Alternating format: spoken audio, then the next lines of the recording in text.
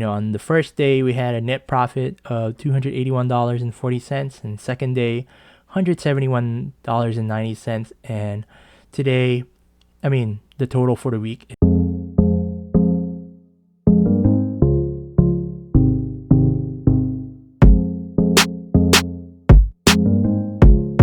How's it going? It's Rocky. Welcome to week number 8 of our training journey in the year 2024.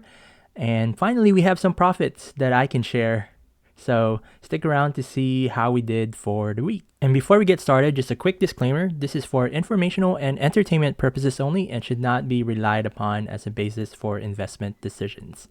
So I have the chart up here for the week, and I just want to pretty much go through one of my trades today. So in the past, I used to pretty much track all my trades on Thinkorswim, but now I decided I'll only track my losing trades. And I want to talk about this losing trade, and this is related to the last video I released. So I have the link up here. This was the thumbnail where I talked about full risk. So check that out if you missed it from a couple of weeks ago.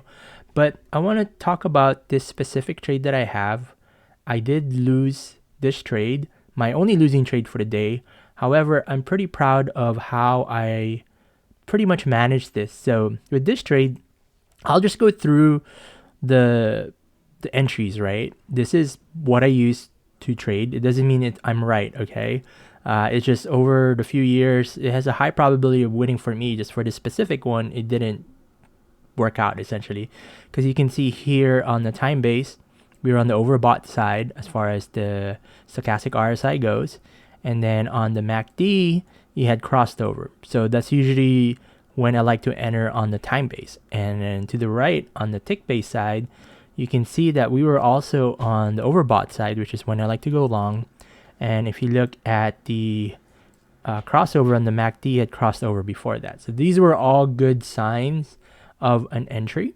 And looking back up to the chart, I believe my average when I entered was about 149. So I'll draw the 149. Actually, I can draw it here. So my average is about 249 rather. So it was that white line. And if you look here, you can see that even though my rules were there, I barely made profit. It was only around this area that there was some profit, and that was about 2 points, really 2 or 3 points. So it wasn't enough for me to move my stop. So when I enter a trade, what happens is, let's say my entry was there, right?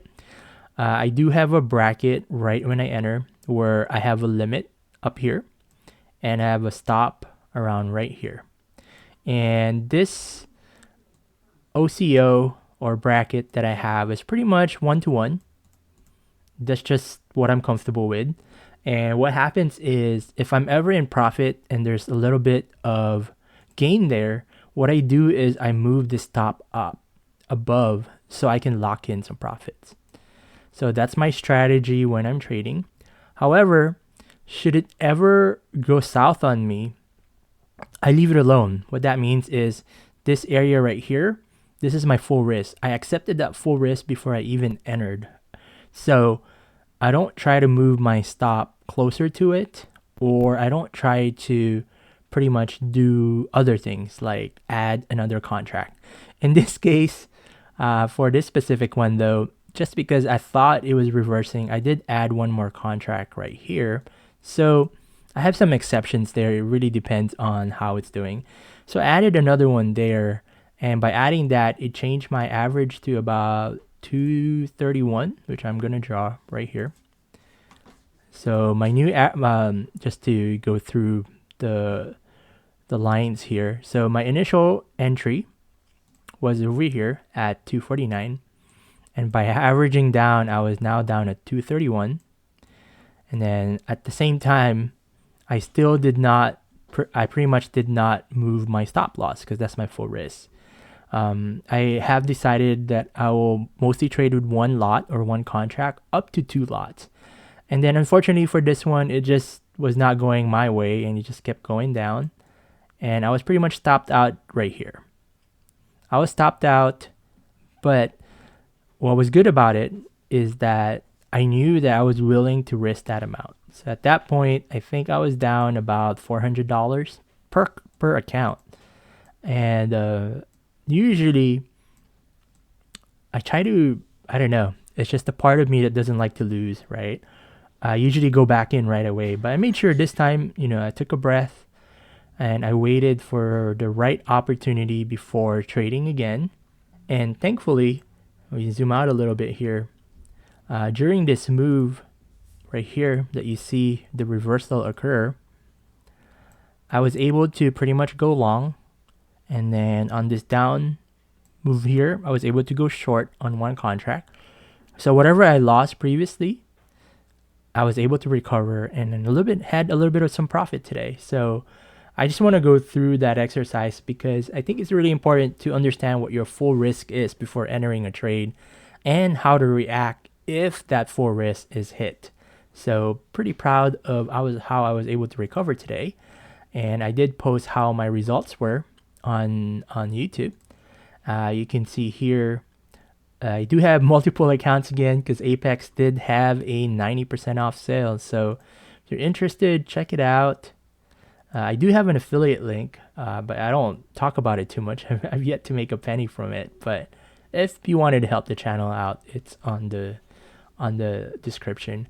But pretty much for $16.70, you're able to trade 4 lots. Okay, that's 4 E-mini.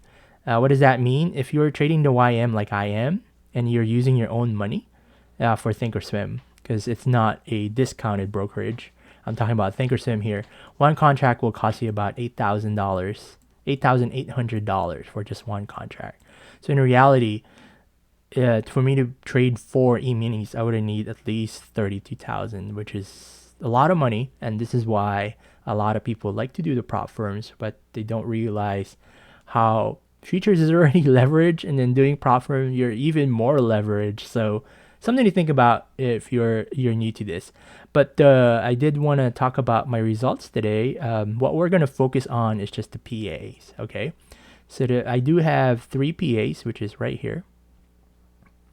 On these 3 PAs, what that means is once this value is above 25,600, I'm able to withdraw $1,500. And I need to be able to trade minimum 10 days. So today, even though, if my profit is just $57.30 per account, as I mentioned, I was down $400. And if you're aware of daily drawdown with Apex, it's pretty difficult to be down that much on a 25,000 account where your drawdown is only $1,500. But I was happy to recover that, put our drawdown back up to closer to, I think, about $1,450 right now. And I got a $57.30 profit for each account, which gave us a total about $171.90 on day 2 of the PA. And as you probably noticed, I do have 17 other accounts here. These are EAs or eval accounts. Since it's 90% off, I decided I'll try it again. The difference with this one is we need to pretty much hit $25,500 for this to become a PA. So what that means is, I spent the $16.70 on it, and if this becomes a PA, I would need to spend another $150 if I did the lifetime fee, or $100, I think, if you wanted to do monthly. So it just made more sense to do a lifetime. So in your reality, for about less than $200, that's what it would cost you for one account. It seems simple, but if you've been following my journey, it's definitely pretty difficult to get there. And the other thing I wanted to share was my Excel sheet in tracking all of this. I recommend this for anyone who's trading in general, right? This is what I used to track my trading with my own money previously. I'm using this for the prop firms or the funding firms right now. And what I'm doing here is, if we look to the right, I'm tracking the PAs. So you can see I have 3 PAs, and they are numbered PA 14, 15, and 16. What does that mean? I've blown up 13 PAs previously to this. And what I do is I pretty much, at the end of the day, less the $25,000 that you start with, I write down what the balance was. So yesterday we were at $25,093.80, so I put 93.80. And then today we were at 25,151.10, so I put 151.10 there. And there's 3 accounts, so you can see, on the first day we had a net profit of $281.40, and second day $171.90, and today, the total for the week is $453.30. So that's how I'm going to keep track of it. Yes, in reality, I locked in this profit. It is a realized profit. However, it's not real until you make a withdrawal.